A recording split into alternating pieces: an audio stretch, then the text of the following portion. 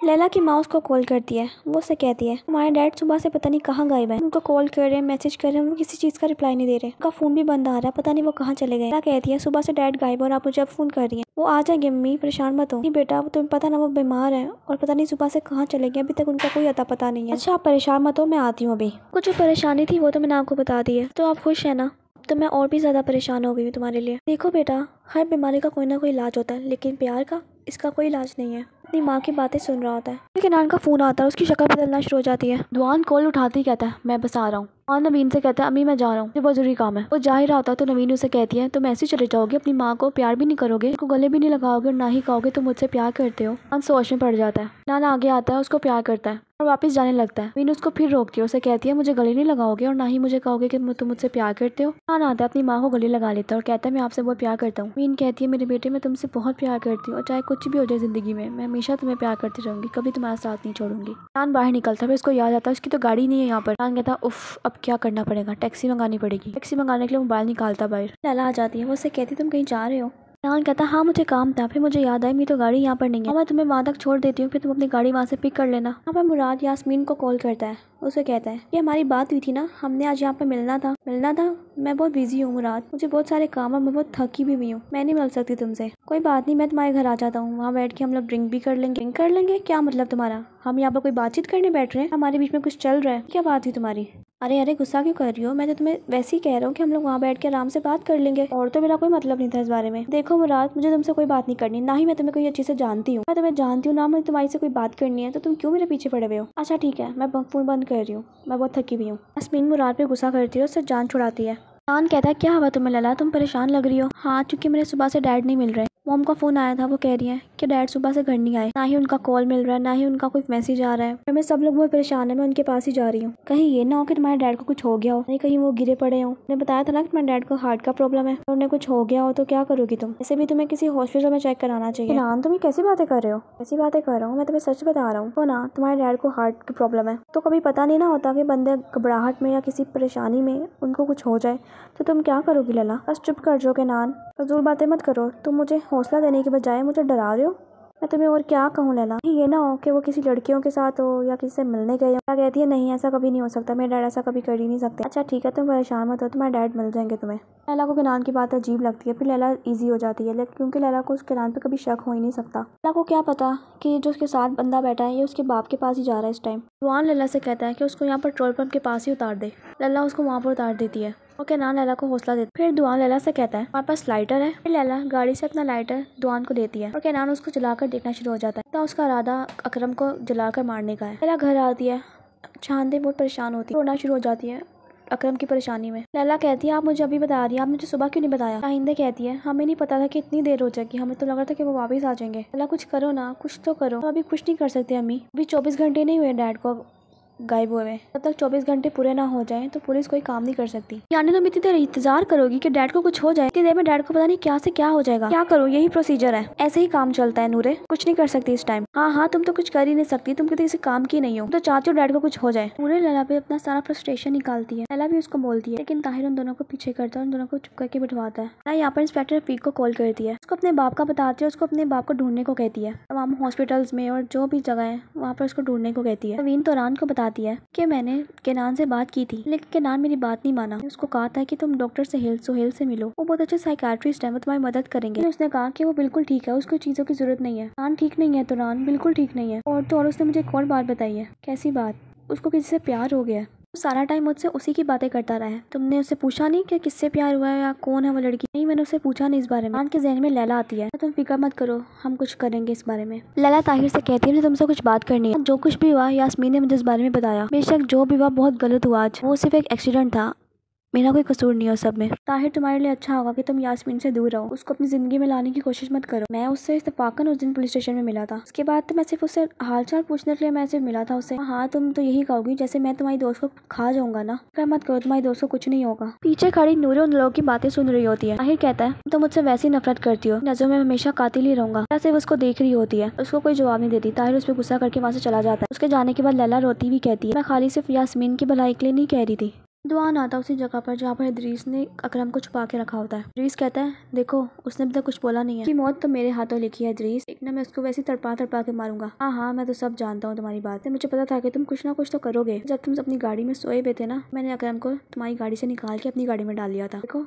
वही हुआ ना। तुम्हें इतना नहीं रहना चाहिए केनान की बॉडी के अंदर। नहीं वो केनान को अगर ये सब कुछ पता लग गया तो या तो वो अपने आप को जान से मार लेगा या तो वो पुलिस स्टेशन पे जाकर हर चीज बता देगा। एहतियात करनी चाहिए दुआन, इससे तो तुम सब कुछ खराब कर दोगे। केनान वो जेल देख रहा होता है। वाह ये तो बड़ी जबरदस्त जगह है। अच्छा तो ऐसी जगह होती है जेल, तो जगह बड़ी फैसिनेटिंग लग रही होती है। कमरे में जाता है तो पीछे से दिखाते हैं जैसे ही कमरे में दाखिल होता है कहते हैं कि इदरीस फटाफट वो दरवाजा बंद कर देता है और उसको कहता है कि तुम हर चीज खराब कर दोगे। अकरम प्रोसिक्यूटर लैला का बाप है, अगर उसको कुछ हो गया पुलिस हर चीज खराब कर देगी, वो ढूंढते ढूंढते हमारे तक भी पहुंच जाएगी और तुम सब कुछ खराब कर दोगे। मैं ये ऐसा नहीं होने दूंगा, इसलिए जब तक मैं सब कुछ ठीक ना कर लूँ तो मैं यहीं रहना पड़ेगा। दुआन पागल हो जाता है। वो कहता है इदरीस दरवाजा खोलो, ये तुम क्या कर रहे हो इदरीस, दरवाजा खोलो। वो जोर जोर से दरवाजे पे मारता है। पूरा का पूरा बेकाबू हो जाता है। वो इदरीस को गालियां देता है, इदरीस मैं तुम्हें छोड़ूंगा नहीं, मुझे यहाँ से निकालो, फिर देखो तुम्हारे साथ क्या करता हूँ।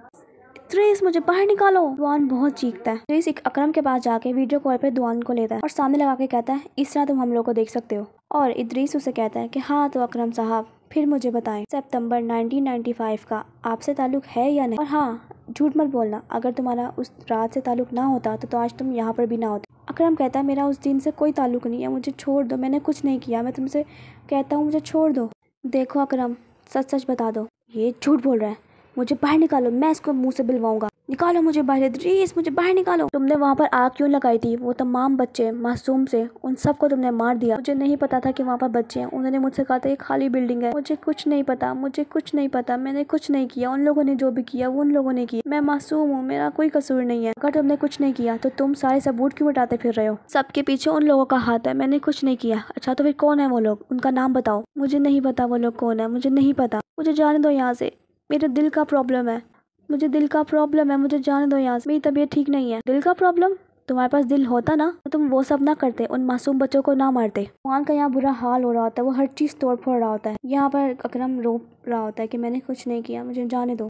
दुआन यहाँ पर गालियाँ दे रहा होता है इदरीस को, मुझे बाहर निकालो, मैं इसके मुंह से बुलवाऊंगा, मैं बुलवाऊंगा इसके मुंह से, मुझे बाहर निकालो, एक दफ़ा बाहर निकालो, देखना मैं इसका क्या हशर करता हूँ। आंते कहती है इतने सालों से दुआ कर रही थी कि हम सब एक टेबल पे बैठ के खाना खाएं फैमिली की तरह, और मुझे लगता है मेरी ज़िंदगी में कभी ये बात पूरी नहीं हो सकती। जा कल ना मैं होंगी या तुम्हारे डैड, चाहती हूँ हमारे जाने के बाद तुम दोनों एक हो जाओ, दोनों बहन भी एक दूसरे को प्रोटेक्ट करो, एक दूसरे के साथ रहो। मैं तुम लोगों को ऐसा नहीं देख सकती, प्लीज़ एक दूसरे ठीक हो जाओ, मैं अपनी ज़िंदगी में ही अपनी खुशी दिखा दो। तो आप क्या चाहती हैं अम्मी, हम क्या करें, पागलों की तरह इस घर में पूरे घर में फिरते रहें, खेलते रहें और एक दूसरे को बस गले लगा के बैठे रहें, आप क्या चाहती हैं। ताहिर की बात सुन के वो सब हंसने लग जाते हैं, लैला भी शाहिंदे भी, उन लोगों को बात बहुत फनी लगती है। और यहाँ पर दिखाते हैं कि नूरे का मूड बिल्कुल खराब होता है, वो तो रो रही होती है बैठकर। ताहिर की बात सुन के लैला को तो बहुत हंसी आती है। दुआन यहाँ पर गुस्से से भरा बैठा होता है।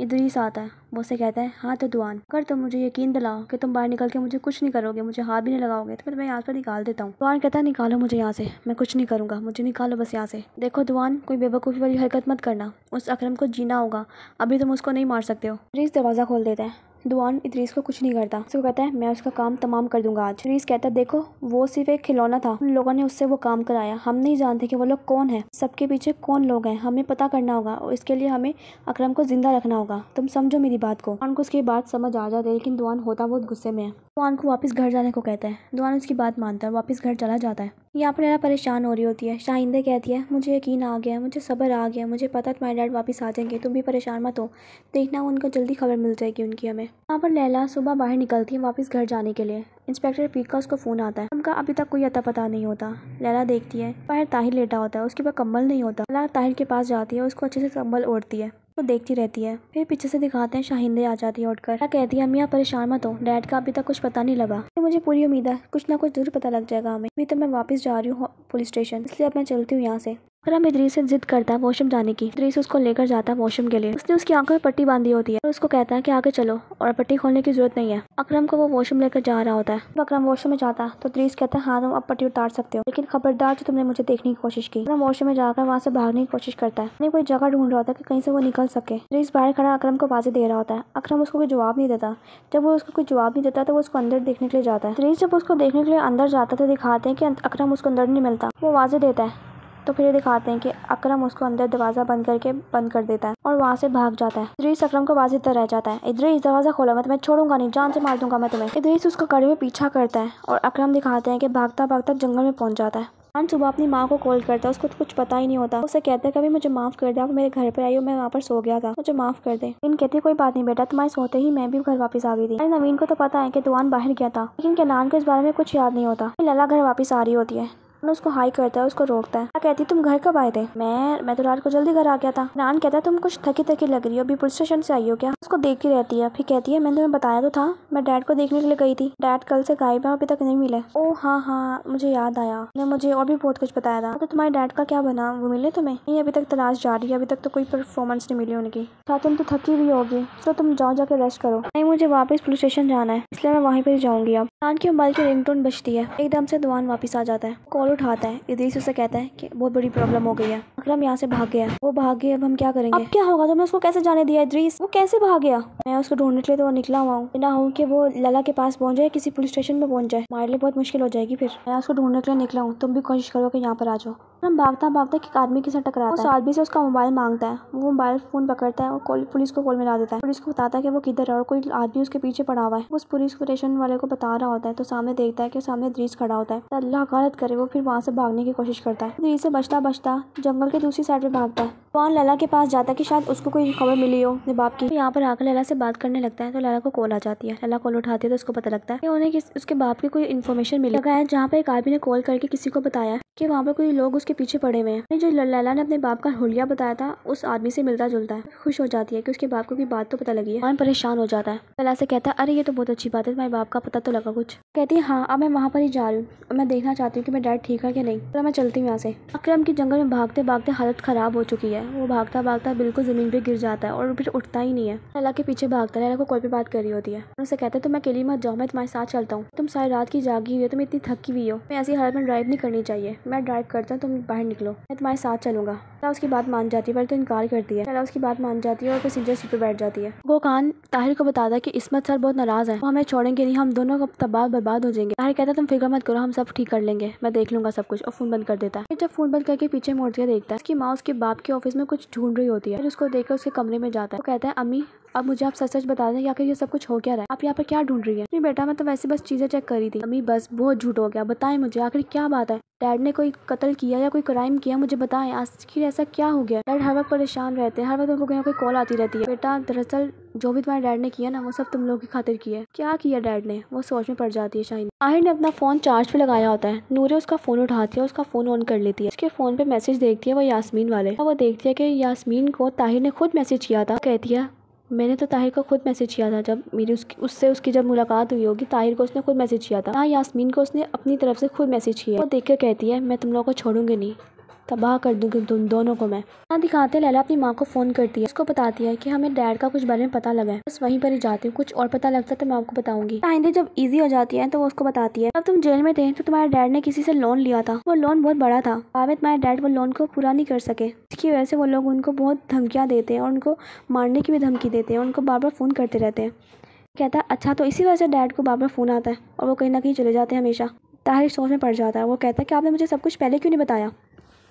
लला अपने बाप के लिए बहुत परेशान होती है, दुआन उसको तसल्ली दे रहा होता है, परेशान मत हो सब कुछ ठीक हो जाएगा। लला के हाथ पे हाथ रखकर उसको तसल्ली दे रहा होता है। लला उसके हाथ को देखती है और उसको उसकी हरकत बहुत अच्छी लगती है, यानी उसको हिम्मत मिलती है इस चीज़ से। दिखाते कि जब दुआन हाथ उठा लेता है तो लला उसके हाथ पे हाथ रखती है, उससे कहती है मुझे तुम्हारे यहाँ पर होने से बहुत हिम्मत मिल रही है, हमारा होना मेरे लिए बहुत अच्छा है।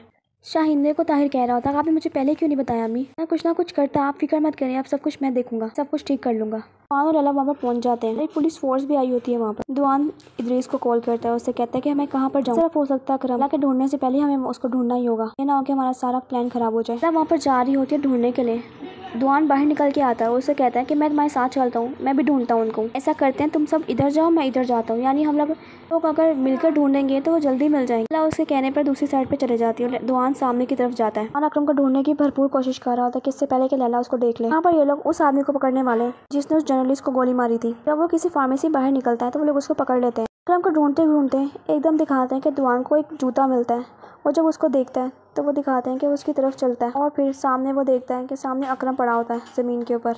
पहले तो इधर उधर देखता है कि कोई है तो नहीं। वो अकरम के पास जाता है, उसके मुंह पे हाथ देकर उसको मारने की कोशिश करता है। कहते हैं कि दुआन उसको पूरी फोर्स लगाकर मारने की कोशिश कर रहा होता है। एक तरफ तो दुआन ये काम कर रहा है तो दूसरी तरफ दिखाते हैं कि लैला भी अपने बाप को ढूंढते ढूंढते उसको भी अपने बाप का जूता मिलता है। और जब वो देखती है तो सामने उसका बाप पड़ा होता है। सामने जाती है और दिखाते हैं कि दुआन भी उधर ही होता है। जब वो देखती है कि उसका बाप वहाँ पर तो अपने बाप को आवाज़ देती है, बाबा।